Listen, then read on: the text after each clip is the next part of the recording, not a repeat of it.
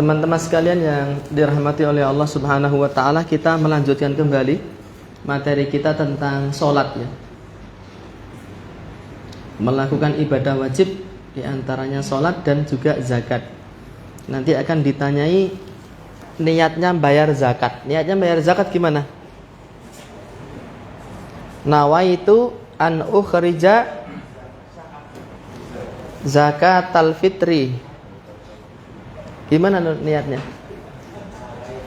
Nawaitu an ukhrija zakatal fitri an nafsi taqarruban ilallahi ta'ala. Nanti kalau bingung nyari di Google lillahi ta'ala gitu. Itu dihafalke kuwi. Dihafalke. Meskipun kita kalau bayar zakat ya nyong ngono tok ta? Karena niatnya ada di dalam hati. Kemudian niat sholat juga begitu. Gimana kalau niat sholat? Usolli calora sholat duhur.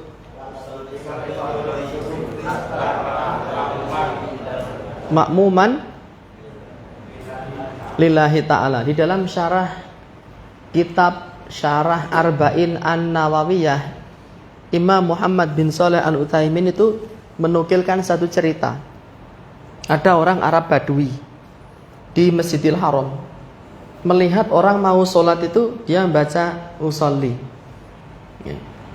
Nawaitu an usolliya sholata tahiyatil masjidi rak'ataini fil masjidil harami munfaridan taqarruban ilallahi ta'ala. Dia mau takbir, berhenti dulu. Kenapa? Kok kamu menghentikan saya? Tadi kamu baca apa? Saya baca niat. Isinya gimana? Saya niat sholat tahiyatul masjid 2 rakaat di Masjidil Haram munfarid, sendiri tidak jamaah, taqarruban ilallahi ta'ala. Kata Arab Badui, kamu kan belum menyebutkan harinya, tanggalnya, jamnya, waktunya gitu. Ini ada di dalam kitab Syarah Arba'in An-Nawawiyah. Kalau itu baik kan disebutkan semua gitu. Gitu. Itu cara berpikirnya orang yang bukan ahli agama. Ngerti seperti itu.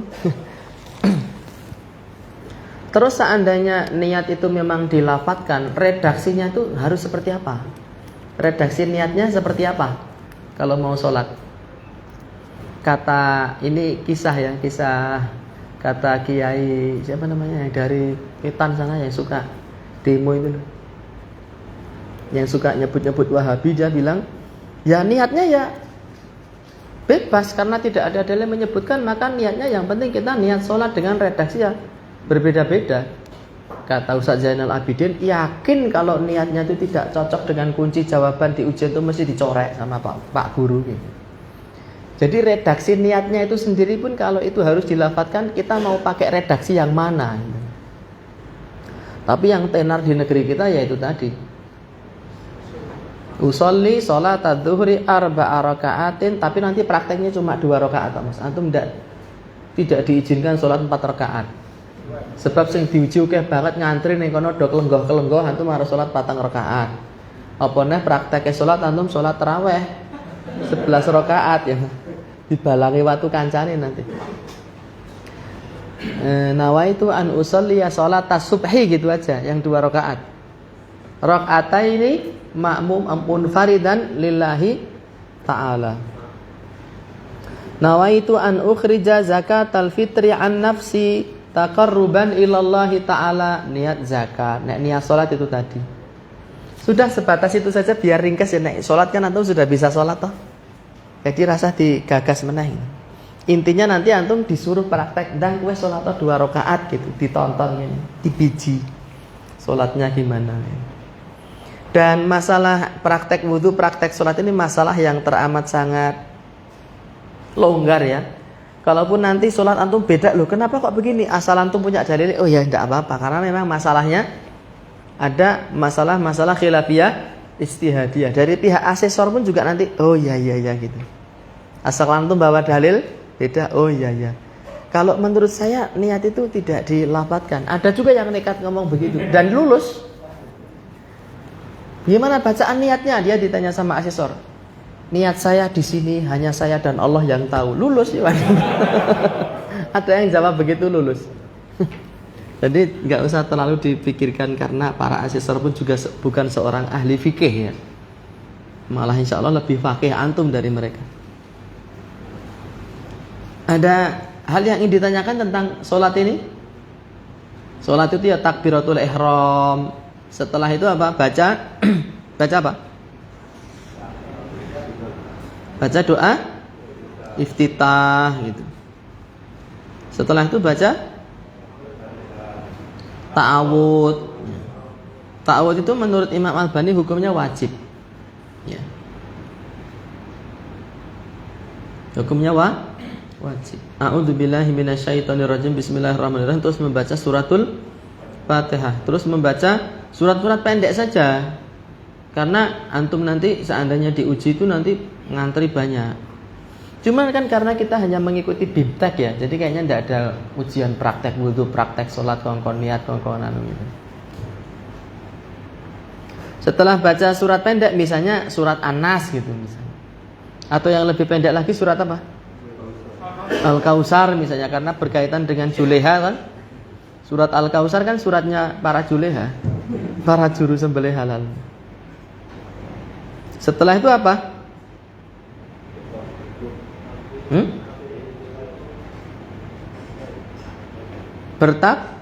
Bertakbir terus ruku, membaca doa ruku gitu.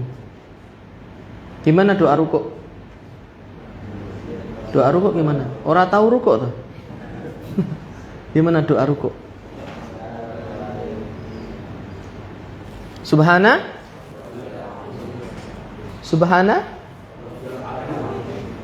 ya itu, karena ada yang baca subhanakallahumma rabbana wa bihamdika Allahumma.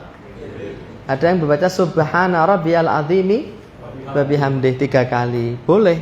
Antum mau pakai ini boleh, insyaallah asesornya juga ngerti. Tidak akan ditanya, tidak akan dikomen itu. Kalau disebutkan di versi sini di kitab Ibhajul Mu'minin, fa idza qama ila sholati qala Allahu akbar. Jika seseorang berdiri untuk salat dia membaca Allahu akbar. Di dalam kitab Qaulul Mubin, kesalahan membaca Allahu akbar itu ada beberapa loh. Di antaranya membaca alifnya dibaca panjang, Allahu akbar. Itu keliru. Karena A yang panjang itu menunjukkan alif al-istifhamiyah, kata tanya. Ya. Apakah Allah Maha Besar itu artinya, dan itu merupakan lafaz kekufuran. Kalau untuk membaca takbir Allahu Akbar itu lafaz kekufuran, karena artinya apakah Allah Maha Besar. Kufru syak, kufur keraguan-raguan terhadap kemahabesaran Allah Subhanahu wa taala. Yang kedua, baknya dibaca panjang, Allahu Akbar. Itu Allah adalah gerabah artinya. Dan itu lafaz kekufuran juga. Iku lagi maca takbir wis salah pirang-pirang loh itu nanti. Kalau kita mau belajar itu. Arraftu syarra la li syarri walakin li tawaqqihi wa man lam ya'rifi syarra minal khairi yaqa' fihi. Saya belajar keburukan bukan untuk mempraktekannya tapi untuk menjauhinya. Barang siapa tidak mengetahui keburukan dari kebaikan, dia akan terjerumus ke dalam keburukan tersebut. Setelah itu thumma yarfa'u yadayhi ila hadwi mankibaihi. Kemudian dia mengangkat kedua tangannya sampai hadwi mankibaihi. Hadwi itu sejajar, bukan menempel di pundaknya. Sebagian ada yang takbir itu tangannya ditempel gini. Ada toh? Ada. Wong itu keren nih. Gitu, takbirnya begini, Allah. Ditempel gini. Urung nempel, tempel gini. Itu malah ngeblak mundur. Jadi cukup sejajar. Allah segini. Atau segini boleh. Au ila syahmati udhunaihi. Atau mencapai pucuk telinga. Sejajar pucuk telinga. Bukan di senggal kene ra nyenggal iki ora sah ngono. Enggak ada teori kayak gitu. Sejajar dua pundak atau sejajar ujung telinga. Begini boleh. Allah. Atau agak mundur sithik, tapi aja rasa disenggolke iki. Tapi kalau disenggolke boleh enggak? Ya boleh, tapi jangan diyakini itu sebagai sebuah keutamaan.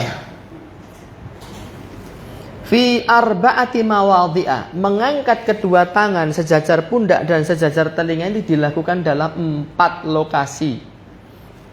Apa saja? 1. Takbiratul ihram. Takbiratul ihram itu apa tuh? Takbiratul ihram itu apa? Takbir untuk membuka sholat. Jadi kalau antum belum takbiratul ihram, antum belum berada di dalam kondisi sholat. Gitu. Sholat itu ibadah yang khusus dengan tata cara khusus, dilakukan pada waktu-waktu khusus, dibuka dengan takbiratul ihram, ditutup dengan salam. Itu definisi sholat. Kalau seseorang belum takbiratul ihram, dia belum berada dalam kondisi sholat. Dia belum masuk ke dalam sholat. Jadi mengangkat kedua tangan sejajar pundak dan telinga itu dilakukan di 4 lokasi. 1. Takbiratul ihram. 2. Ketika akan ruku, ngangkat tangan itu. Yang ketiga, bangkit dari ruku. Yang keempat, bangkit dari tasyahud awal. Kama sahhat bidzalikal ahaditsu 'anin Nabi sallallahu alaihi wasallam, sebagaimana hal itu sahih dari hadis Nabi sallallahu alaihi wasallam.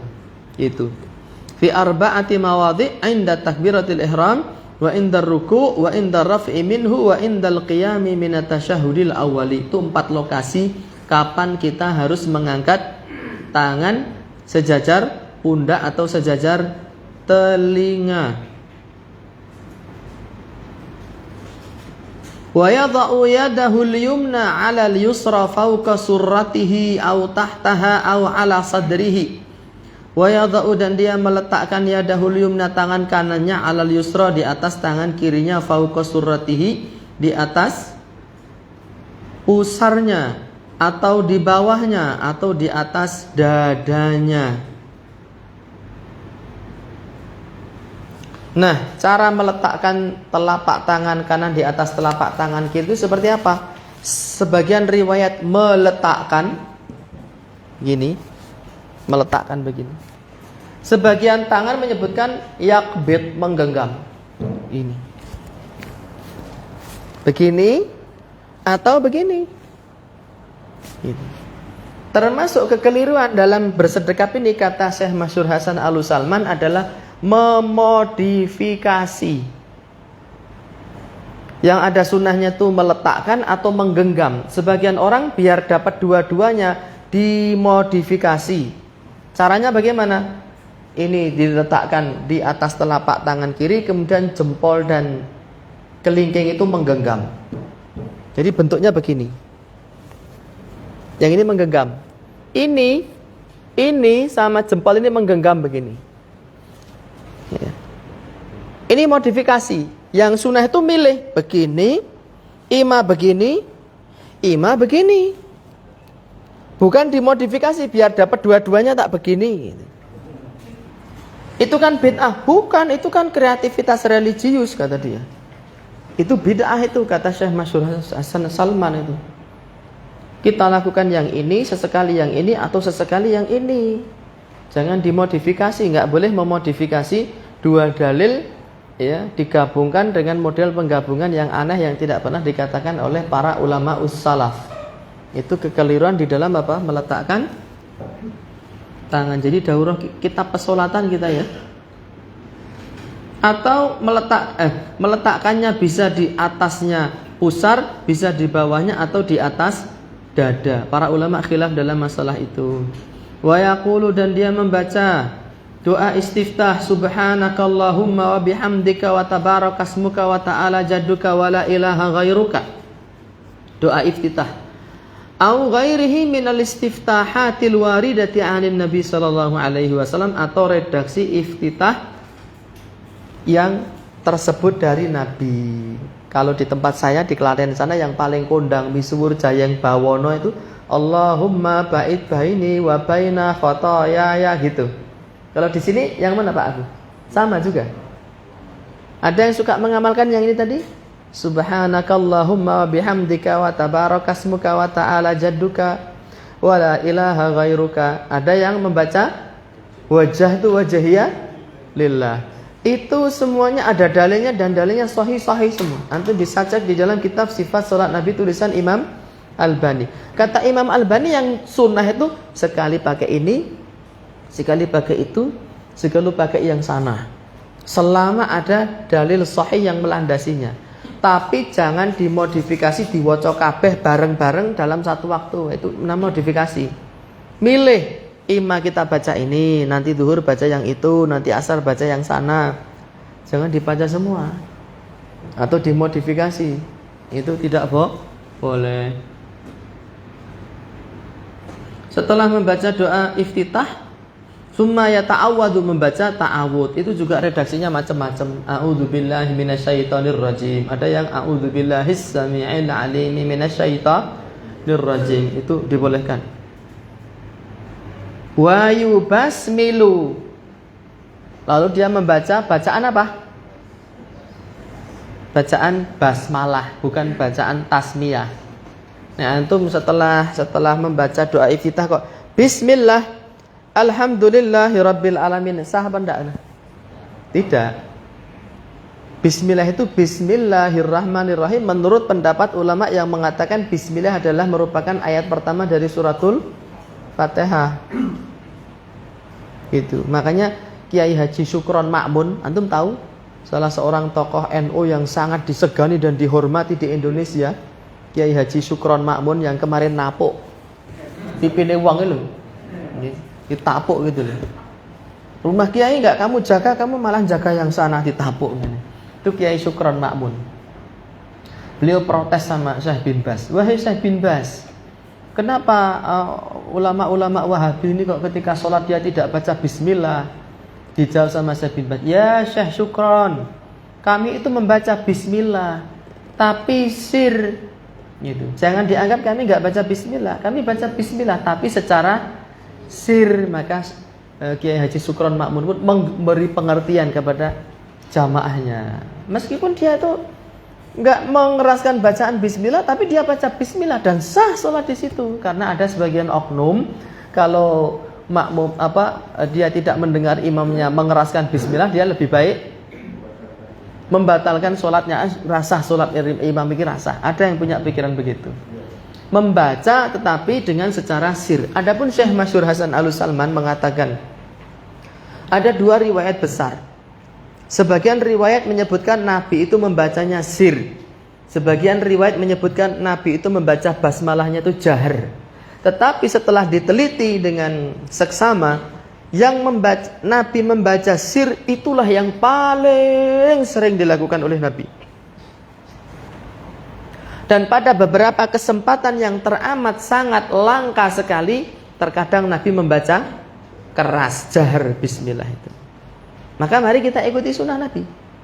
Yang kita dawamkan sir, tapi sesekali jahar. Terutama di wilayah-wilayah yang orang-orangnya tuh, wah imamnya maca bismillah tak sumingkir saka papan kene ora sah salat. Nah, kita menjaharkan. Itu yang dilakukan oleh Syekh Abdurrahman As-Sudais ketika mengimami salat Jumat di Masjid Al-Akbar Surabaya, Jawa Timur beberapa belas tahun yang lalu. Jadi membaca bismillah wa yaqra'ul fatihata, dan membaca suratul fatihah wa yaqra'u ma'aha fir rak'atainil awalayaini minar rubaiyati wa thulathiyati surah.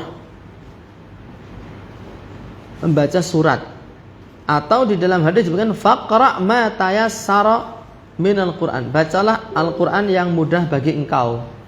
Yang mudah ya surat Al-Kautsar, dia baca Al-Kautsar.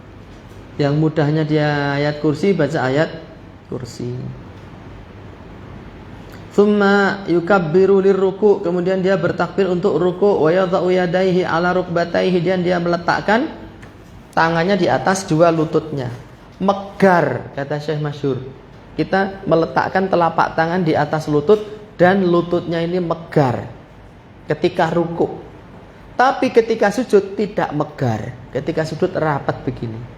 Ketika sujud. Ini ketika sujud begini. Ini ujung-ujung ini menghadap ke kiblat ketika sujud. Jadi nek sujud antum aja ngene. Apalagi ngene. ketika sujud. Poneh ngene tidak boleh ya. Tapi ketika ruku ini megar lalu diletakkan di lutut. Megari bahasa Indonesia apa? Merenggangkan jari jemari ketika ruku. Wa ja'alu ra'sahu hiyala dhahrihi, dan dia memposisikan kepalanya itu sejajar dengan punggungnya. Ada sebagian orang itu menyangka kalau diendeke itu kepalanya sejajar, padahal aslinya malah enggak sejajar. Jadi begini loh ruku. Sebagian saya amati ikhwan kita ada yang sholat begini. Begini ini, terus malah dia begini, ditindaknya begini. Ini sejajar apa malah miring? Miring. Begini aja. Jadi tangannya enggak usah ditekuk begini, cukup begini. Sebagian ikhwan ada yang begini. Rumah sana nek ngene sejajar. Padahal aslinya malah enggak sejajar. Begitu ya. Coba antum tirukan gerakan anak tadi Mas Iwan di sini Mas. Rukuk sing miring tadi sama rukuk yang lurus. Yang miring dulu. Nah, itu miring. Sirahe rada mendek meneh. Meneh. Hop, wis. Itu miring. Yang lurus gimana? Nah, ya seperti itu kira-kira. Awas hati-hati beringasnya nyeblok lu. Seperti itu cara rukuk ya. Cara rukuknya seperti itu, jari-jarinya renggang. Ini mau. Wa yaj'alu ra'sahu hiyala dhahrihi, ya memposisikan kepalanya sejajar dengan punggung. Wa yaqulu subhana rabbiyal azimi. Berapa kali? 3 kali. Wa yukarriruhu, dan dia mengulang-ulangnya. Kalau imamnya belum mau selesai rukuk, ya kita baca itu sebanyak-banyaknya enggak apa-apa. Subhana rabbiyal azim, subhana rabbiyal azim. Wa in qala ma'a dzalika hala ruku'ihi wa sujudihi subhanakallahumma rabbana wa bihamdika allahumma ghafirli fa hasan. Jika dia membaca subhanakallahumma rabbana bihamdika allahumma ghafirli, maka itu juga baik, ada dalilnya. Tsumma yarfa'u ra'sahu qailan sami Allahu liman hamidah. Ya, in kana imaman au munfaridan. Kemudian dia i'tidal membaca sami Allahu liman hamidah. Wa yaqulul kull, dan masing-masing orang baca rabbana walakal hamdu hamdan katsiran tayyiban mubarakan fi. Tsumma yasjudu ala a'dha'ihi sab'ah. Kemudian dia bersujud di atas anggota badannya yang 7. 7 itu apa saja? 7 itu apa saja? Jidat, terus hidung, 2 telapak tangan, 2 lutut, terus ujung jari kaki loro, kok dadi 8? Hidung sama jidat jadi 1 itu karena wajah. Maka ketika seseorang sujud, hidungnya tidak menyentuh tanah atau menyentuh sajadah, dia dianggap enggak sujud. Nabi SAW dalam banyak hadis melarang seseorang yang sholat itu menyerupai hewan. Ya. Di antaranya dia tidak menyentuhkan hidungnya ke tanah, itu menyerupai burung gagak, seperti notol gitu. Tapi karena wajah ini harus ditempelkan di tanah, dalam rangka apa? Menghinakan diri di hadapan Allah Subhanahu wa taala. Wajah yang sangat kita banggakan. Antum seneng dah nak dipoto gerger-gerger tok ngono. Wajah yang hanya untuk merawat wajahnya ini banyak orang itu mengeluarkan duit ratusan juta. Gur nggo tuku pupur, nggo ngresiki, nggo ngisik-isik. Ya, ada yang seperti itu. Saya alhamdulillah enggak termasuk ke situ ya. Wis seraup tok wis gitu. Murah meriah. Naik gunung ya, kemarin ada yang usul supaya enggak gosong antum beli sunblock Ustaz. Apa itu? Tabir surya.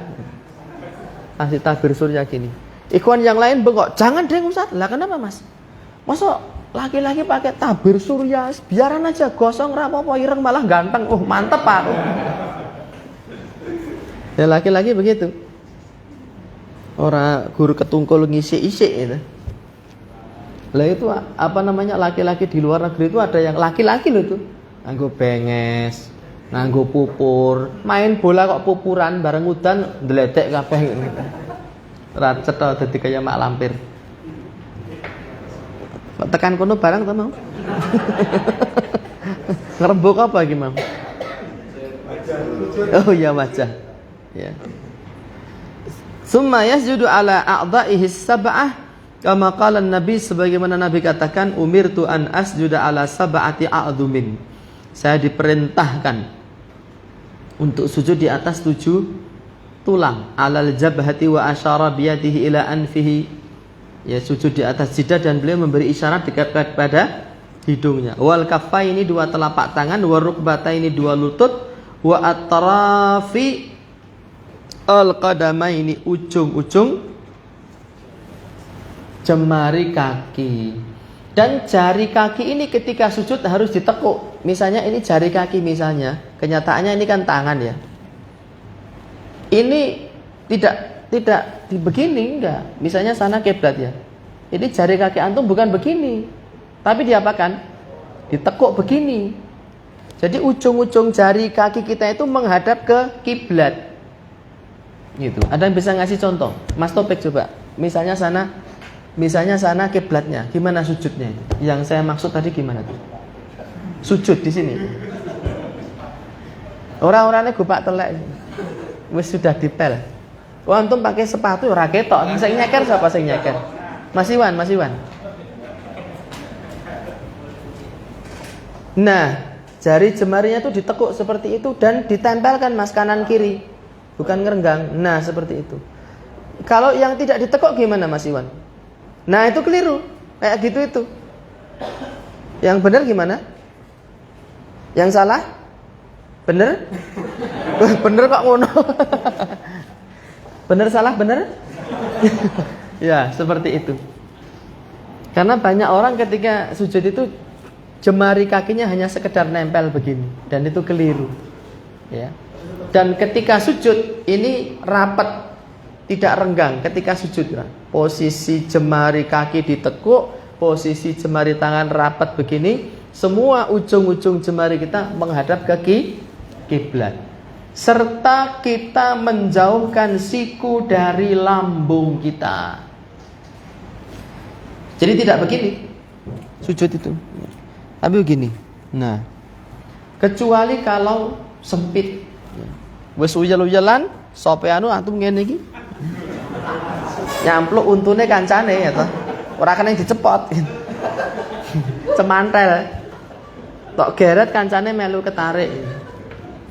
Itu bahaya.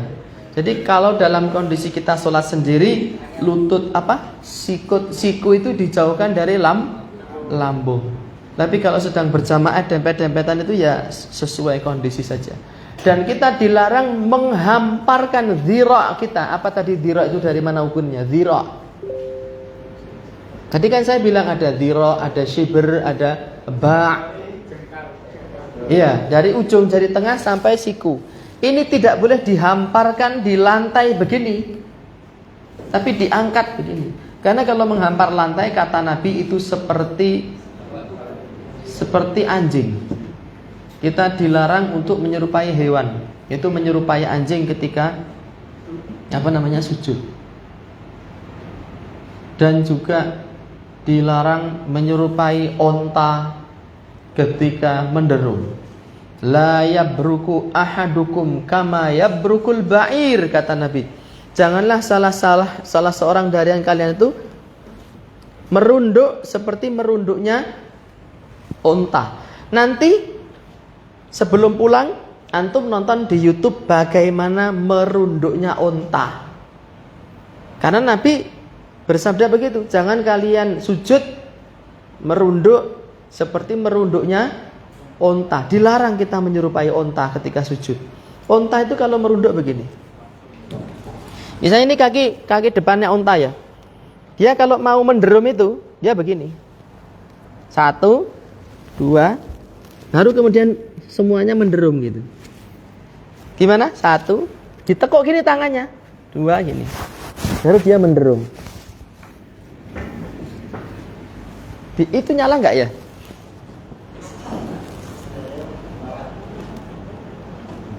Coba minta tolong Mas Wawan. Nanti kalau bisa nyala kita nonton bareng-bareng gimana menderungnya unta. Nah, para ulama beda pendapat di dalam memahami hadis ini.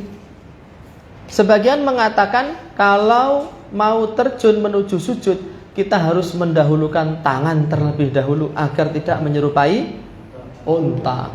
Sebagian ulama mengatakan kalau kita mau sujud, kita harus mendahulukan lutut kita dulu agar kita tidak menyamai unta. Hadisnya sama tapi pemahamannya berbeda.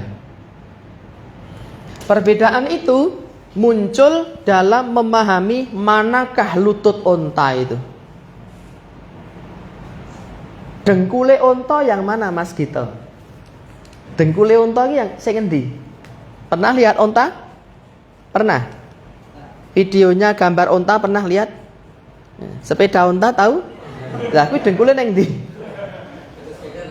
Dengkul unta? Heeh. Di mana?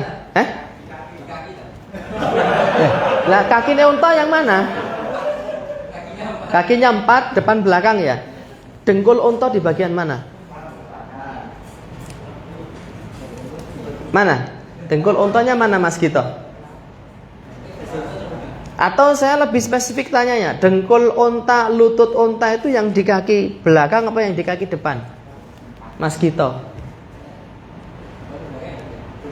Belakang. Belum ditanya. Yang duwe aji gineng ya.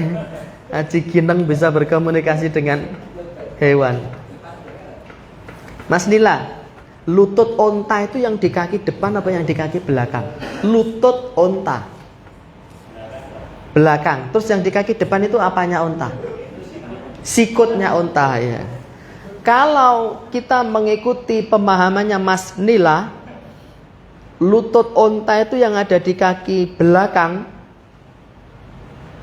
berarti kita sujudnya mendahulukan lutut. Kakinya belakangan, tangannya belakangan. Karena lututnya unta ada di belakang. Lututnya unta ada di belakang. Kalau kita sujud mendahulukan tangan kita, berarti kita menyamai unta gitu. Tapi kalau antum memiliki pendapat lututnya unta itu ada yang di kaki depan, maka berarti antum sujudnya mendahulukan tangan. Kalau lututnya unta itu di kaki yang depan, nek rane gambar yang ini kalian bayangke iki ruwet piye ta ya? Kok gedeng aku. Aku tak ngatek ini. Kalau kita berpendapat lututnya unta itu di kaki depan, sementara kalau itu dianggap lutut, kalau kaki depan itu dianggap lutut, unta ini nek sujud ngene, mendahulukan lutut, karena lututnya di kaki depan, bener nggak?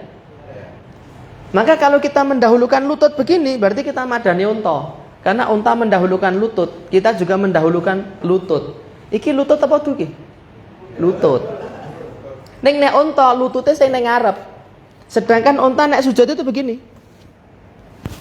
Unta kalau sujud mendahulukan lututnya. Jika lutut itu di kaki depan. Kalau kita memahami lutut unta di kaki depan, maka berarti unta kae nek sujud mendahulukan lutut. Maka kalau kita mendahulukan lutut begini, berarti kita menyerupai unta. Tapi kalau kita memiliki pemahaman lutut unta itu yang ada di belakang, lutut unta ada di belakang, maka kita sujudnya mendahulukan lutut kita. Upamane aku unta, upamane ya ta. Kenyataannya kan aku wong. Ning upama aku unta, lututnya unta itu di kaki belakang, bener kan? Nah, unta itu ketika mau sujud mendahulukan tangannya, bener?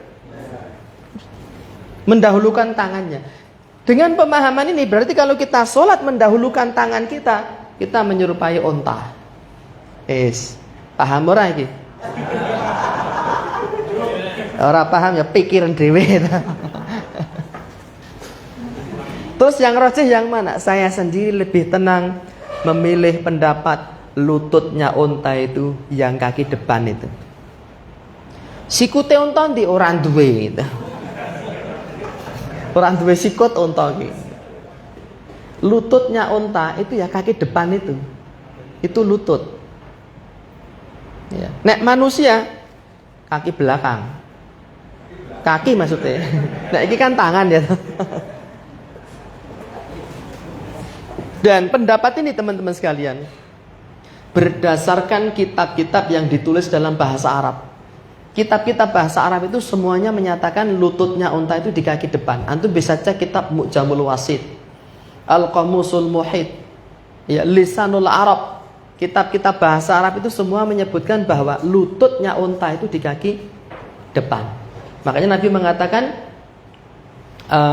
kapalan orang-orang Khawarij itu sampai seperti jidatnya itu seperti lutut unta karena ngapal. Unta itu sing ngapal bagian sikil ngarep apa sing mburi? Yang di depan. Karena kan nek sing sikil mburi kan tidak ada di depan tapi kan jengate kan mundur gitu ya. Bener apa enggak? Sikil unta ki nek sing mburi ki nek menungso jengate kan maju ngene. Tapi nek sikil unta ki ikine ning mburi, bener enggak? Pentolane ning mburi, bener enggak? Dadi nek ning mburi ki ngapal apa ora? Ora, sing ngapal sing ning kene iki sing ning sikil ngarep itu. Itu salah satu bukti bahwa dengkul unta ki sing sikil ngarep. Lutut unta adalah di kaki depan. Iki tak balen-baleni terus. Ujikane sing mata walang ngene tok kok. Ngene tok iki. Jane mudeng apa ora ta? Lutut unta itu di kaki depan. Lutut unta di kaki depan. Ketika akan sujud, unta itu mendahulukan lututnya. Dia nek sujud begini. Lutut dulu. Maka kalau kita sujud mendahulukan lutut kita, berarti kita menyerupai unta. Itu pendapatnya Syekh Albani. Adapun Syekh bin Bas pendapatnya Mas Nila tadi. Lah monggo itu masalah khilafiyah ijtihadiyah. Boleh. Antum mau mendahulukan lutut dulu, antum mau mendahulukan apa namanya? Tangan dulu, silahkan sesuai dengan kemantepan masing-masing, ya. Sing keliru itu urung rukuk langsung delosor itu. Itu jelas cetha sesat kalau itu. Ngantuk nek kuwi itu. Kemudian setelah sujud kita membaca doa sujud subhana rabbiyal a'la. Subhana rabbiyal a'la 3 kali atau subhanakallahumma rabbana bihamdika allahumma ighfirli. Lalu duduk, ya, lalu sujud lagi, lalu berdiri melakukan seperti yang pertama, terus penutupnya baca tahiyat. Itu tentang sholat. Terus salam. Assalamualaikum warahmatullahi wabarakatuh. Assalamualaikum warahmatullahi wabarakatuh. Atau Assalamualaikum warahmatullahi. Assalamualaikum warahmatullahi. Selesai sholatnya. Ini ada ininya enggak ya? Ada sinyalnya enggak ya? Enggak ada ya? Tethering. Saya tethering. Kita nonton video unta ya. Undarane aku ngapusi. Kita nonton video unta bersama-sama.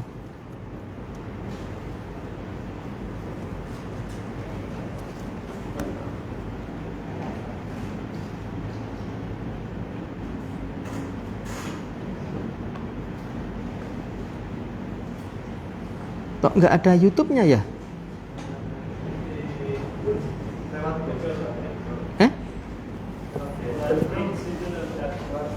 Lewat apa? Google Chrome ya? Oh iya. Tak cek ini.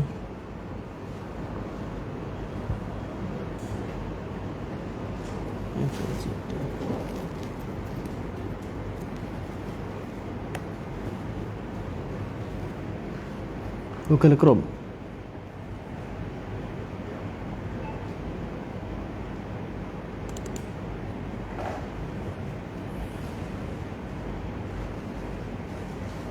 Ini nggak ada Arabic tag-nya ya?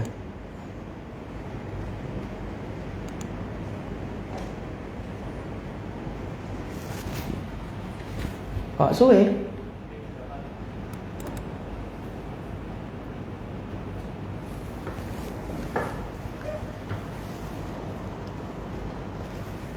Ternyata melihat menderumnya unta itu memberikan konsekuensi fikih yang teramat sangat penting bagi kehidupan kita dalam beribadah kepada Allah Subhanahu wa taala. Makanya sampai ada ayat afala yanzuruna ilal ibili kaifa khuliqat. Apakah mereka tidak merenungkan bagaimana unta itu diciptakan? Sampai menderumnya saja kita disuruh memperhatikan. Nanti kok iso.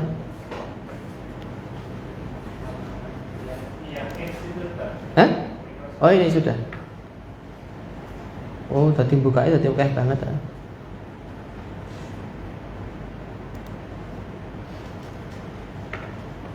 Unta itu dijuluki Safinatus Sahra, perahu padang pasir. Perahu padang pasir. Dan matanya unta itu ditutupi oleh selaput sehingga antum nggawa pasir sak ember grujuk ning motone iki tetep menteleng ini dia. Tidak akan kelilipan. Itu unta. Dan dia satu-satunya hewan berkaki 4 yang berjalan antara kaki depan kaki belakang itu seiring sejalan. Jadi jalannya itu nek cara kita mbagong itu loh. Yang kanan itu depan belakang bareng 1, 2. Nek hewan lain enggak begitu. Unta menderum. Coba kayak apa nanti? Unta menderum. Nah ini enak iki. Nah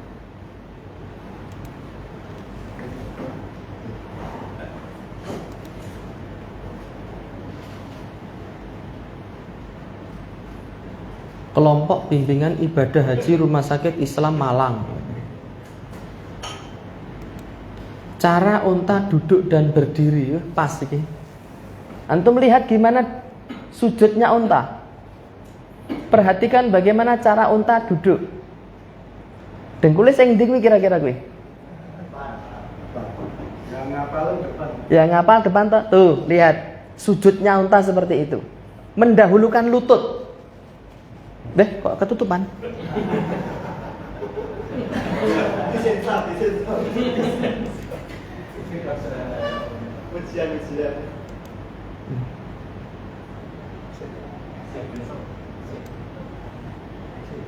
Ora gelem kok. Baleni.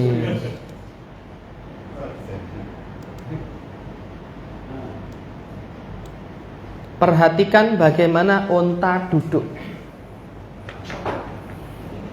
Menurut keterangan kitab-kitab bahasa Arab, lututnya unta itu di kaki depan. Unta kalau sujud mendahulukan lututnya. Nah, gitu kan? Lah sing mburi kaya apa? Begitu, teman-teman sekalian.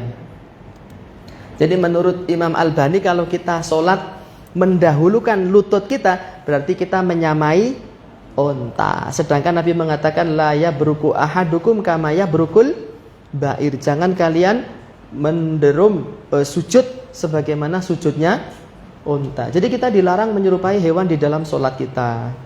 Ketika sujud dilarang menyerupai unta. Ketika sujud juga dilarang menyerupai gagak yang hidungnya tidak nempel ke tanah. Ketika sujud kita dilarang menyerupai anjing. Mana ini? Apa namanya ini? Hasta. Hasta kita itu ditempelkan ke tanah gitu. Itu seperti sujudnya anjing. Apa perlu kita nonton video anjing ketika dia sujud? Maka kita diperintahkan untuk menjauhkan lutut siku kita itu dari tanah dan dari lambung. Begini kalau sujud diangkat. Bukan begini. Ada nggak orang kalau sujud begini? Nuwun sewu, dia sujudnya begini. Ini nempel ke tanah begini. Ada? Ada. Wong itu keren ya. Itu tentang sujudnya unta, dan untuk sujudnya segawon kita nggak usah nonton aja ya. Teman-teman sekalian yang senantiasa dirahmati oleh Allah Subhanahu wa taala, ini tersisa waktu setengah jam. Ya, kita cukupkan pembahasan tentang masalah sholat ya. Kemudian kita berpindah ke apa? Kompetensi yang kedua tadi. Siapa yang ingat?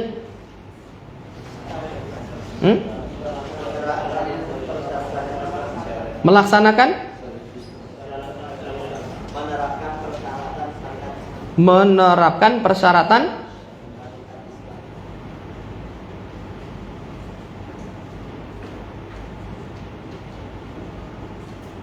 melakukan ibadah wajib, itu wudhu, zakat, sholat ya.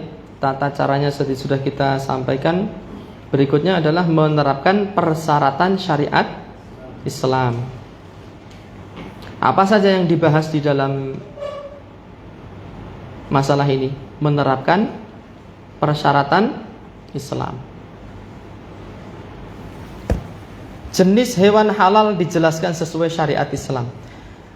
Al-Quran itu menyebutkan hewan kurban yang dijadikan kurban itu adalah dari kalangan bahimatul an'am, hewan ternak.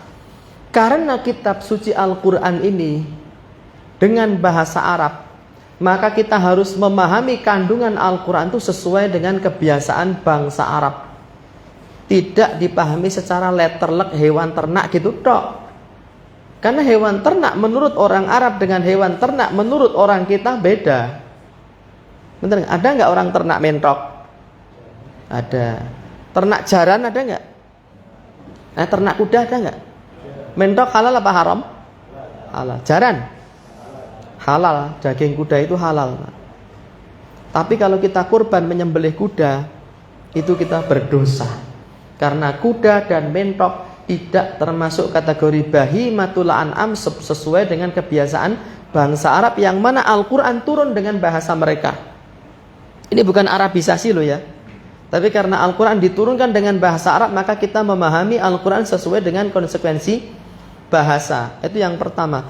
Yang kedua, kalau ada pemahaman sahabat, kita mendahulukan pemahaman sahabat. Kasusnya apa tadi? Kayak ada pertentangan antara konsekuensi bahasa dengan praktek sahabat. Contohnya ayat tadi, wamsahu biru'usikum, usaplah kepala kalian. Menurut konsekuensi ilmu bahasa Arab, bi ru'usikum, ba di sini bisa bermakna ba tabaidiyah, menunjukkan sebagian. Itu kalau ditinjau dari ilmu bahasa Arab benar. Yang diusap hanya sebagian kepala. Yuk gitu dok.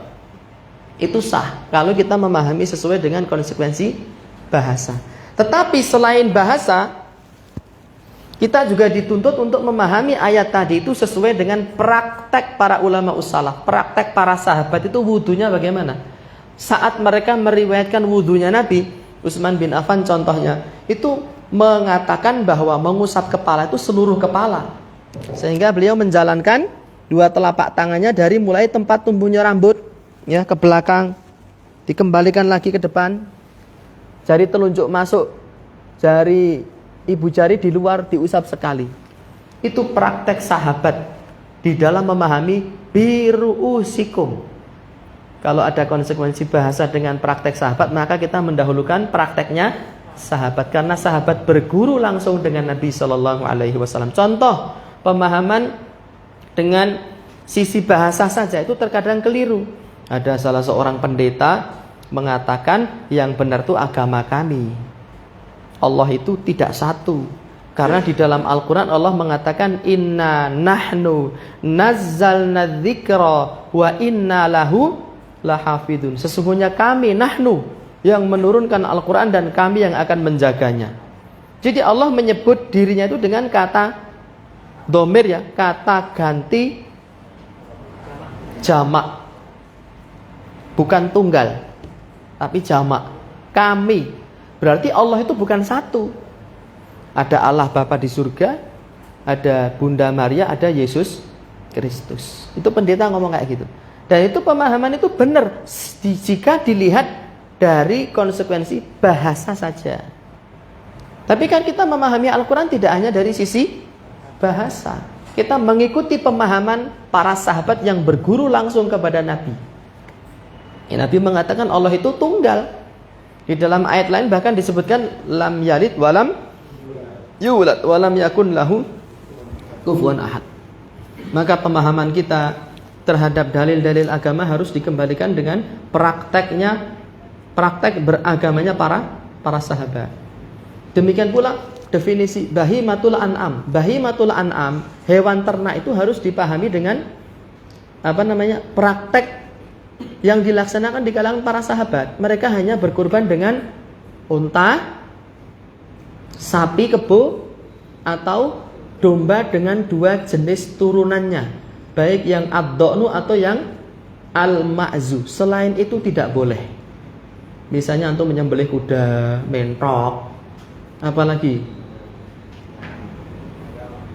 kuda, mentok, apalagi banyak, pitik, itu tidak boleh ya. Berikutnya persyaratan alat penyembelihan halal dijelaskan oleh syariat Islam. Nabi mengabarkan dalam hadis yang sahih itu harus tajam dan sampai bisa mengalirkan darah. Berikutnya tidak terbuat dari tulang dan gigi. Kalau dari batu boleh tidak? Batu yang diasah lalu menjadi tajam boleh tidak? Boleh. Mosok tulang gombeleh, ada tutorial membuat pisau dari tulang ya, cuma diasah gitu. Diasah sampai itu dan bisa tajam. Itu tidak sah. Kalau kita menyembelih menggunakan tulang atau menyembelih menggunakan gigi. Tulang apa saja, gigi apa saja tidak diperbolehkan. Tapi selain itu senjata tajam yang terbuat dari materi lain selama dia tajam dan bisa mengalirkan darah maka sah. Contohnya pisau. Selain pisau ada bahan apa? Welat. Sak landep-landepe welat, isih landep ilat. Sak dawa-dawane lurung isih dawa gurung. Hati-hati yen muni aja gawe lara ati. Dan saya melihat tutorial membuat pisau dari kertas. Kertas sama kain. Jadi kertas itu ditumpuk-tumpuk, dipres, terus dikasih apa Pak Budi namanya cairan yang bisa bikin keras itu? Resin, iya. Keras terus diasah gitu dan landep. Di Jepang itu saya pernah dibawakan pisau oleh teman dari Jepang, katanya keramik gitu loh ya. Ya kan? Dia bukan dari logam. Itu boleh pakai itu. Pokoknya selain tulang dan juga gigi. Berikutnya niat dan doa dijelaskan sesuai syariat Islam. Tidak ada niat karena niat mahalluhal qalbu. Niat itu letaknya di hati. Dan seseorang itu jika tidak berniat tidak sah ibadahnya, ya, maka harus ada niat di dalam hati. Kalau niat dikatakan itu harus pakai lisan, berarti antum datang ke sini tadi nggak sah karena antum tidak melafadzkan niat dengan lisan. Bener nggak? Antum tadi niat nggak dari rumah? Niat tapi ning hati kan tidak pakai lisan toh. Niat ingsun melu bimtek ono JEC kan enggak begitu dilafadzkan. Tapi insya Allah tetap sah, antum tetap dapat pahala di sisi Allah Subhanahu wa taala, apalagi antum mau menularkan ilmu kepada orang lain supaya lebih banyak lagi kaum muslimin yang memahami masalah ini.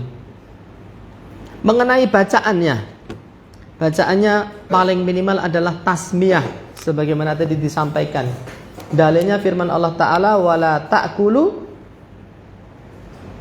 illa ma dzukira smullahi alaih. Janganlah kalian makan kecuali yang disebutkan asma Allah atasnya. Dalam hadis disebutkan Nabi wasamma wa kabbara. Nabi bertasmiyah dan Nabi bertakbir. Bacaan tasmiyah bismillah tok. Jadi kalau sudah bismillah itu sudah sah. Bismillah gitu tak sah. Lebih sempurna ditambahi takbir, bismillahi Allahu akbar. Dan lebih baik dibacanya jahar supaya ketahuan. Kalau lupa eneng sing ngelingke. Tapi kalau antum Allahu akbar, itu orang enggak tahu wis maca apa urung ki mau. Yang lain pada enggak tahu. Ya. Dan di antara manfaatnya juga itu kayaknya menambah power kali ya.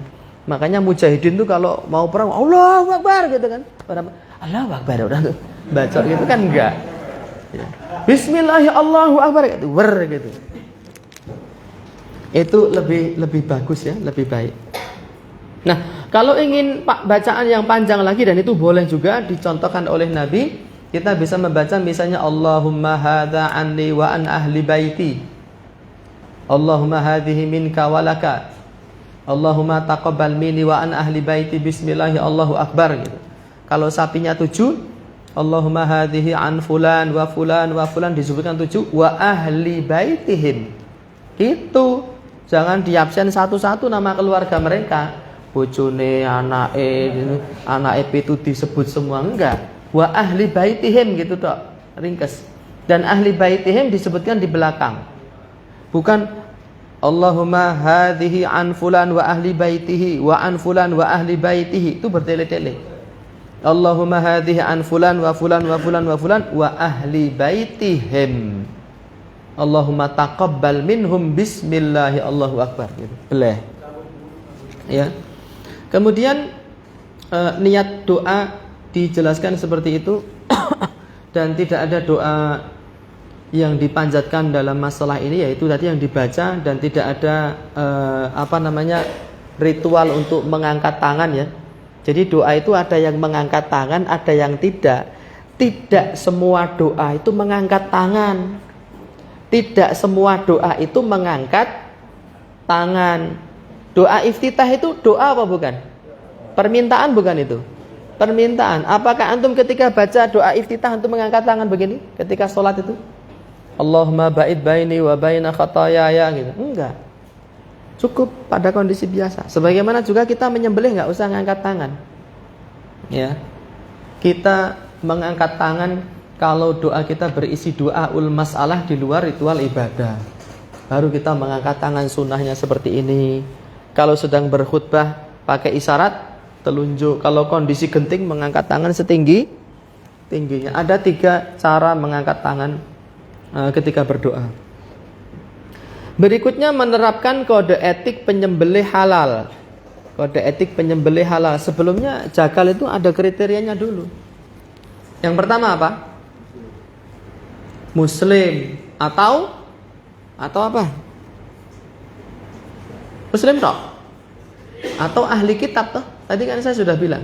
Muslim atau ahli kitab. Yahudi dan Nasrani itu kalau menyembelih halal sembelihannya. Ada sebagian orang mengatakan begini, itu sembelihan ahli kitab itu hanya berlaku di masa dulu, di masa Nabi hidup. Adapun ahli kitab di masa sekarang tidak bisa disebut dengan ahli kitab. Karena mereka tidak pernah ke gereja, nggak pernah ke sinagog, tidak pernah baca Taurat, tidak pernah baca Injil. Jadi hakikatnya ahli kitab di zaman sekarang itu nggak ada. Ini keliru. Dan tidak sesuai dengan apa yang difatwakan oleh para ulama. Lah kan ratau neng gereja, ratau neng sinagog kan berarti dia kafir. Loh, tak kafir ke pindo berarti. Wong Yahudi wis Nasrani iki wis kafir, cek dikafir ke meneh. Kafir kuadrat loh. Jadi apa yang berlaku pada diri Yahudi dan Nasara di zaman Nabi itu tetap berlaku sampai nanti akhir zaman. Ketika Yahudi Nasrani di zaman Nabi sembelihannya halal, di masa sekarang pun juga halal. Syaratnya disembelih loh ya, dengan tata cara penyembelihan yang sesuai dengan syariat. Itu yang pertama. Kemudian yang kedua, para ulama berbeda pendapat, harus disyaratkan dia juga baca bismillah. Sebagian ulama lain tidak disyaratkan. Masa ada orang Yahudi atau orang Nasrani misalnya bismillah gitu menyembelih. Ya. Ala kulihan ini masalah khilafiyah di antara ulama kita. Saya sendiri kok ora srek ya kalau nggak baca bismillah, jadi ya mendingan dibeleh dewe aja. Cuma pada beberapa kondisi kan mungkin antum sedang bertamu di rumah orang ahli kitab kayak disuguhi wak pitik kan.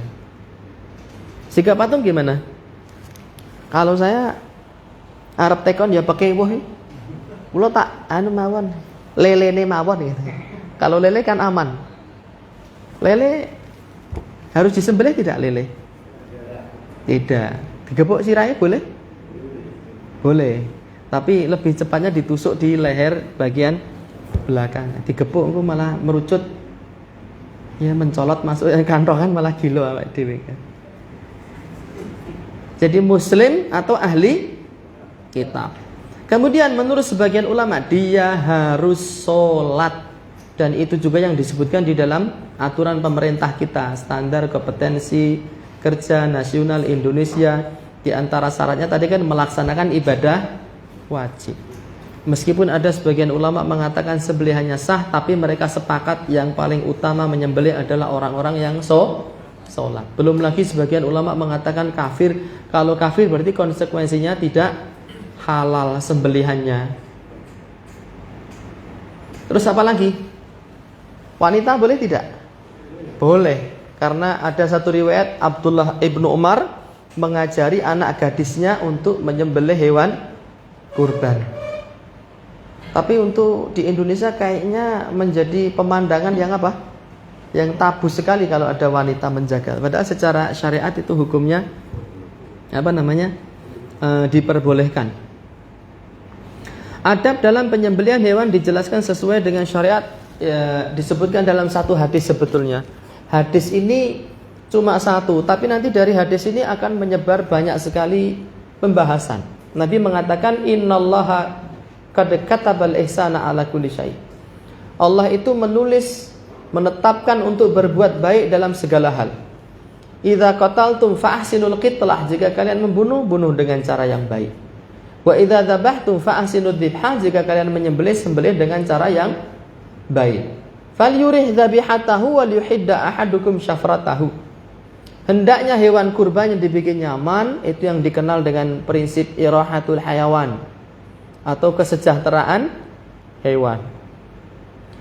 Kemudian menajamkan pisau, wal yuhidda ahadukum syafratahu. Hendaknya salah seorang dari kalian menajamkan pisau dengan setajam-tajamnya. Jadi setelah bisa menyembelih, hendaknya kita juga melatih diri kita untuk mengasah pisau, mengasah golok begitu. Dengan berlatih. Kalau latihan lama-kelamaan nanti menjadi bisa. Apakah menggunakan sharpener stick itu, ataukah menggunakan batu, ataukah menggunakan gerinda, ya, manual atau pakai bantuan alat, ya, itu selayaknya kita pelajari. Karena Nabi Shallallahu Alaihi Wasallam memerintahkan hal tersebut. Dan adab di dalam menyembelih tidak boleh memperlihatkan proses penyembelihan di hadapan hewan yang lainnya. Tidak boleh mengasah senjata di depan dia. Kalau unta yang sesuai sunnah disembelih dalam keadaan berdiri. Nahara Rasulullah sallallahu alaihi wasallam al-ibila ma'qulatal yusra qa'imatun ala baqiyati qawaimiha. Adalah Nabi sallallahu alaihi wasallam menyembelih unta dalam keadaan berdiri. Dan tergantung kaki kirinya yang depan. Kakinya unta ada berapa? 4. Kaki kiri yang depannya ada berapa? 1. Itu ditekuk. Jadi misalnya ini kaki unta ditekuk. Kenyataannya kan tangan orang ya. Misalnya ini kaki unta ditekuk begini, terus dikasih tali. Makanya orang Arab itu kalau naik unta dia pakai apa? Ikol. Tahu ikol? Ikol itu seorang Arab pakai kopiah, terus ditutup pakai kain putih atau kain merah itu loh. Di atas kain nanti ada tali yang melingkar itu loh. Itu namanya ikol. Itu pakai itu. Fungsinya apa? Supaya surbanya tidak jatuh ketiup angin. Di antara fungsi ikol itu untuk ngancing. Jadi kalau unta tadi sudah menderum seperti itu, nanti ikolnya itu dimasukkan di kakinya sehingga dia bisa bangun tidak? Nggak bisa. Jadi fungsinya untuk gembok itu, ikol itu. Ya. Nah, ketika disembelih, ininya ditekuk begini, yang kiri dikasih tali, dan dia berdiri pakai berapa kaki? 3. Setelah itu ditusuk pangkal lehernya di bagian sininya, ditusuk. Nah, di sini. Ini ditusuk, gitu. Bukan disembelih di sini, seperti menyembelih ayam, bukan. Tapi ditusuk di sini, jus gitu. Praktek yang saya lihat itu Jagal itu menyembelih onta itu hanya 1 menit. Jadi dia sudah pegang pisau di belakang ini. Di depannya ada 5 ekor onta. Itu tangan yang kiri itu nunjuk di atas gini. Ketika nunjuk di atas itu onta itu secara spontanitas ndongak semua gini. Mungkin rumangsane didudoi mungkin. Kalau ndur delokane nang opo kae, don tangan apa? Lalu ditusuk nih. Jus terus dia mundur. Darah itu langsung keluar, langsung jatuh. Jadi menyembelih unta jauh lebih simpel. Tapi dipastikan harus kena. Karena ada orang yang luput gini, dia mau balen yang kedua dia sudah digigit, dilemparkan sama unta. Dan di antara keistimewaan unta itu memiliki sifat cemburu dan pendendam yang luar biasa. Itu sifat terpuji. Unta itu kalau tahu istrinya diganggu oleh pejantan lain, maka dia akan menyerang pejantan itu, ya, dia yang mati atau saya yang mati. Itu. Berbeda dengan babi. Babi nggak punya rasa cemburu, babi itu. Tapi kalau unta cemburunya luar biasa. Makanya Allah mengatakan, apakah mereka tidak melihat bagaimana unta diciptakan? Dan telapak kakinya unta itu nyeper. Sehingga kalau balapan dengan kuda di padang pasir lo ya, unta menang. Karena kakinya orang ambles. Tapi nek jaran padang pasir itu kakinya blesek gitu. Kalau unta nggak pakai blesek, anti blesek, anti selip. Dan unta itu sekali minum bisa menghabiskan ratusan liter sekali minum. Setelah itu dia berjalan di tengah terik matahari selama 7 hari 7 malam tanpa berhenti, itu kuat. Unta. Nek jaran mati. 7 hari 7 malam melaku di tengah padang pasir mati. Itu kehebatan unta. Nah aku cerita unta ini kan ditarani kayak kadrun. Misal, semua yang dari Arab di nomor 1 gitu. Enggak ya, karena memang kenyataannya seperti itu. Adab di dalam menyembelih unta seperti itu, disembelih dalam keadaan berdiri dan ditusuk pangkal lehernya. Adapun sapi, sebagaimana disebutkan dalam hadis tadi, dhahan Nabi sallallahu alaihi wasallam, Nabi menyembelih bikabsyaini, 2 ekor domba, amlahaini aqranaini, ya, yang berwarna putih garam. Amlah itu berasal dari kata milhun, artinya garam. Jadi domba yang sesuai sunnah yang paling bagus itu yang berwarna putih garam dari kalangan ad-do'nu. Domba, kan saya pernah cerita ya, nenek moyangnya kambing itu semuanya ada 2. Nenek moyang kambing ada 2. 1 ad-do'nu, 2 al-ma'zu. Nabi mengatakan innal jada'a minad do'ni yufi ma yufi fihi thaniyu minal ibil. Kambing jadak dari kalangan domba. Jadak domba itu usia 6 bulan. Kalau jadak dari kalangan al-ma'zu itu usia 1 tahun. Domba cirinya bulunya itu keriting. Ciri kedua ekornya besar. Ciri ketiga dia penurut. Ini disebutkan Syekh Bandar Al-Utaibi di dalam kitab Kullu ma turidu ma'rifatahu anil aghnam. Semua info yang pengen kamu ketahui tentang kambing. Bahasa kita ya kitab kawedusan gitu aja. Ciri ad-do'nu, rambutnya keriting, ekornya besar, penurut. Ciri al-ma'zu, rambutnya lurus, ekornya kecil, troublemaker, suka bikin keributan. Contohnya kambing Jawa, bener nggak? Makanya awake dhewe ngeyel toh. Awake dhewe Jawa ahli tadi ngeyel gitu. Kambing Jawa itu kalau digembalakan 100 di pinggir jalan mesti akan kemana-mana, akan ngamuk-ngamuk. Tapi nek domba 100 ekor digembalakan dia nurut, baris rintik-rintik kayak sound desip itu loh, nurut. Antum bisa praktekkan nih ngguyu tok. Nek antum angon domba nggak usah pakai tali 100 itu dia baris. Karena itu ciri mereka. Menyembelih domba dengan kambing Jawa pun lebih mudah mana? Domba lebih nurut itu. Nah, kalau domba usia 6 bulan, kalau kambing Jawa al-ma'zu usia 1 tahun. Yang sesuai sunnah pilih domba yang warnanya seperti putih garam. Kemudian ada sawat, ada semburat warna hitam di kedua matanya dan di 4 kakinya. yang tanduknya besar, jantan, dan bobotnya banyak. Itu kurban yang bagus, yang sesuai kriteria domba yang disembelih oleh Nabi sallallahu alaihi wasallam. Dzabahahuma biyadihi, Nabi menyembelih dengan tangan beliau sendiri. Wa wada'a rijlahu ala safahaihima, dan beliau meletakkan kaki beliau di sisi samping badan si domba. Meletakkan kaki di sisi samping badannya domba. Wasamma wa kabbara, dan beliau membaca tasmiyah dan membaca takbir. Itu tentang adab dalam penyembelihan hewan yang sesuai dengan syariat agama Islam. Kalaupun sapi misalnya antum mau meletakkan kaki di sisi badan, kalau memang aman itu afdal, lebih utama. Tapi kalau sekiranya bahaya ya tidak usah, karena itu hukumnya sunnah saja dan tidak wajib. Demikian pula domba, kalau memang memungkinkan letakkan telapak kaki kita di sisi badan. Nah, itu bisa kita lakukan manakala kepala sapinya di mana? Arah mana? Penyembelihan itu kepala sapi ada di arah mana?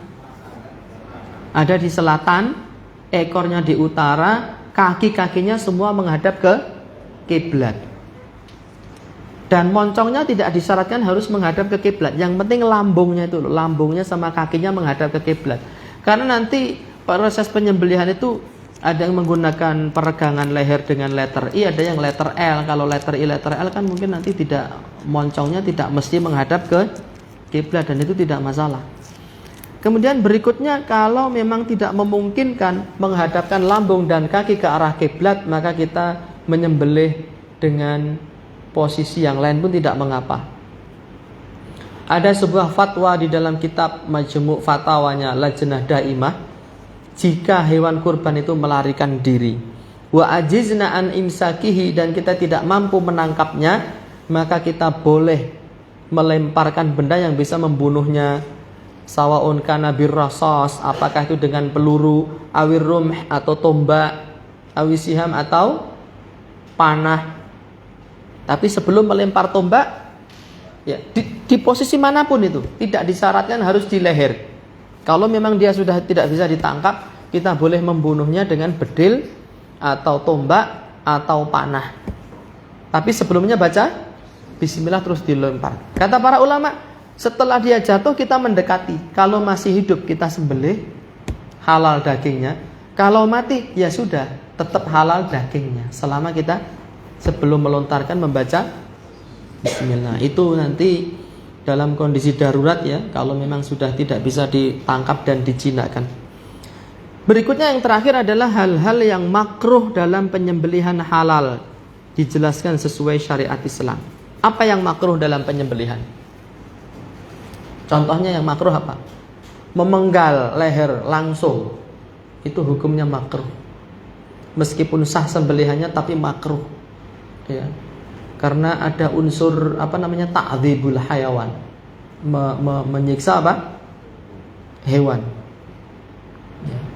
Adapun menyembelih di hadapan hewan lain itu dilarang oleh Nabi, dan kaidah mengatakan wal aslu fin nahyi lit tahrim, hukum asal dari semua larangan Nabi itu haram.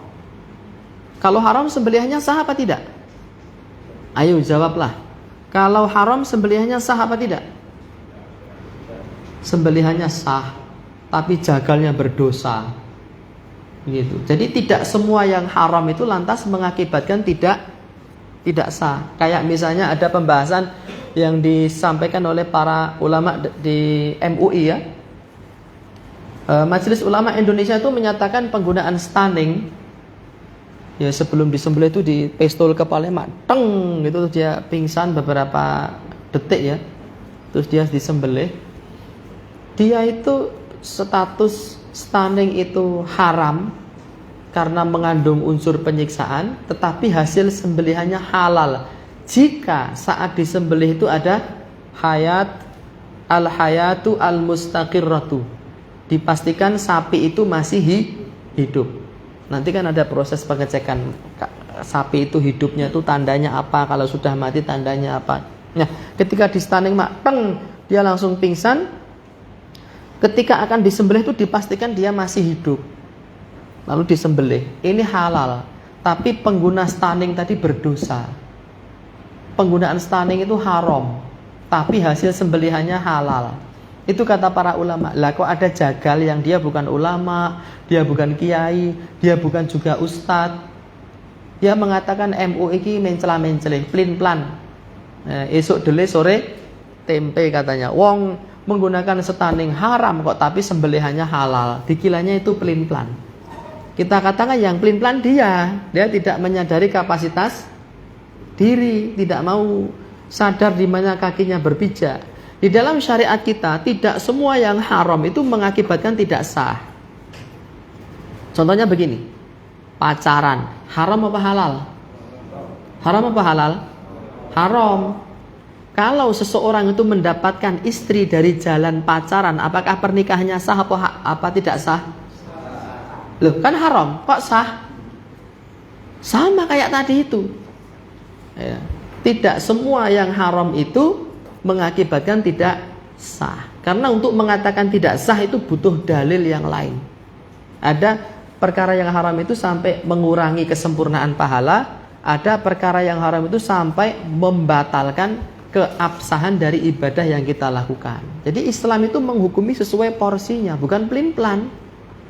Ya, kalau kita tidak tahu hendaknya kita bertanya kepada ahli ilmu, bukan malah membuli ahli ilmu dalam keadaan kita tidak tahu.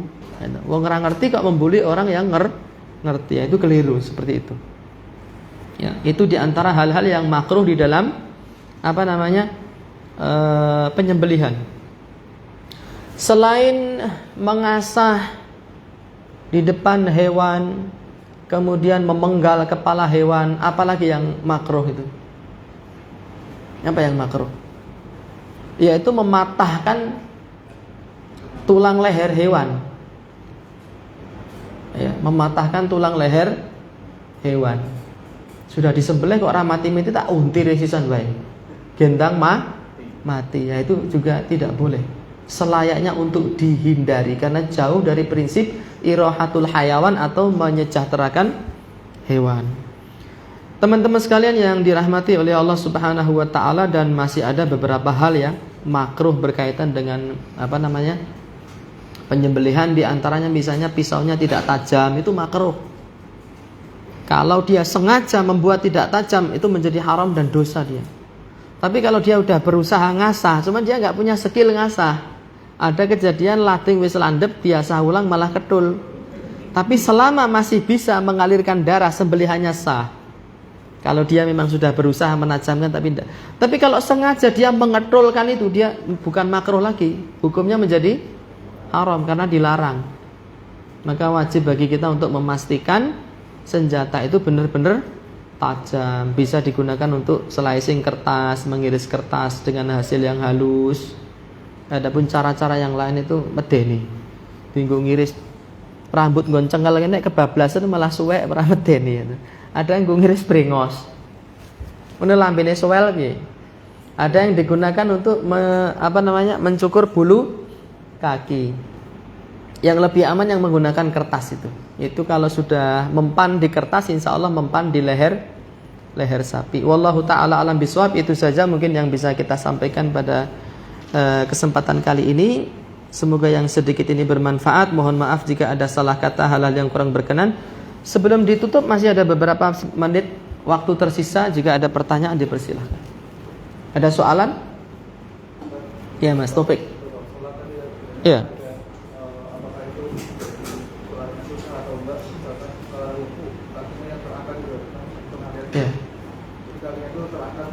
Ya. Itu tidak sampai membatalkan sholat, ya, tidak sampai membatalkan sholat. Kaki yang terangkat itu, karena menempelkan ujung-ujung kaki ke tanah itu tidak termasuk ke dalam rukun sholat. Yang masuk rukun sholat itu yang sujudnya itu. Kalau sampai kita kelupaan tidak sujud dan tidak ditambahi lagi, ya tidak sah sholat kita. Ada perbedaan mendasar antara wajib dengan rukun. Kalau wajib itu ditinggalkan kita dengan tidak sengaja itu tidak batal sholat kita. Tapi kalau rukun sengaja atau tidak sengaja jika ditinggalkan itu mengakibatkan menjadi batal. Tapi yang sunnah memang dia diletakkan di tanah, kemudian ditekuk sehingga ujung-ujung jari kaki kita menghadap ke kiblat, lalu disatukan. Kaki itu tidak meter, tidak benggang, tapi disatukan. Wallahu ta'ala. Ada lagi soalan? Atau saya yang bertanya? Masih ada 2 menit ini, 16 lebih 58. Cukup? Nggih.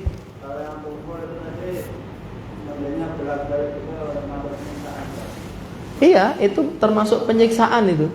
Dan itu tidak boleh dilakukan. Tapi seperti tadi saya sampaikan, kalau dia sudah berusaha menajamkan tapi ternyata tidak tajam, insya Allah ma'fu, makruh. Tapi kalau dia sudah tahu senjatanya tumpul, ini benar-benar nggak tumpul tapi nekat dipakai, maka itu haram, dia berdosa ya. Karena akan menyakiti. Kalau kita seandainya ya, antum, bukan kita lah, antum saja misalnya mendapat hukuman mati, dibelah dengan arit atau dengan Victorinox, pilih mana? Kan pilih yang tajam kan. Tajam itu diantara indikasinya kita kesayat itu kita nggak kerasa. Sapi juga nggak kerasa itu. Dia taunya setelah darah kocor-kocor baru sadar. Gitu.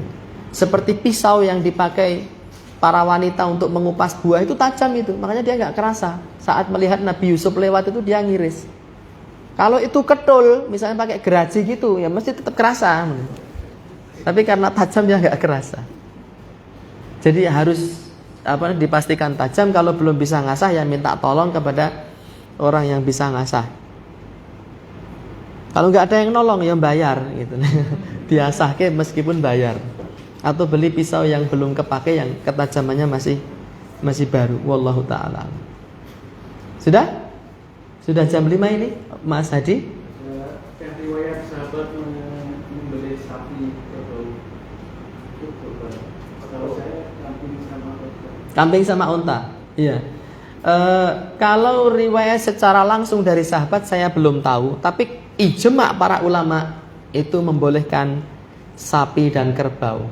Dan yang menjadi dalil di dalam agama kita itu bukan hanya ayat, bukan hanya hadis, tapi di sana ada ayat, ada hadis, ada ijma, ada qiyas. Kok ijma ini menjadi dalil? Kenapa? Karena Nabi SAW bersabda, la tajtami'u ummati ala dhalalatin.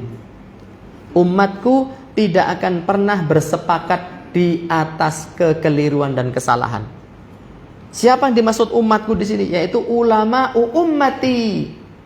Ulama dari kalangan umatku tidak akan pernah bersepakat, berijma di dalam kesalahan. Maknanya kalau ulama kaum muslimin seluruhnya ya, yang muktabar itu, yang memiliki kitab dan kitab-kitab mereka itu diakui oleh para imam yang lainnya, mereka sudah bersepakat dalam satu permasalahan, maka kesepakatan ini maksum, terjaga dari kesalahan.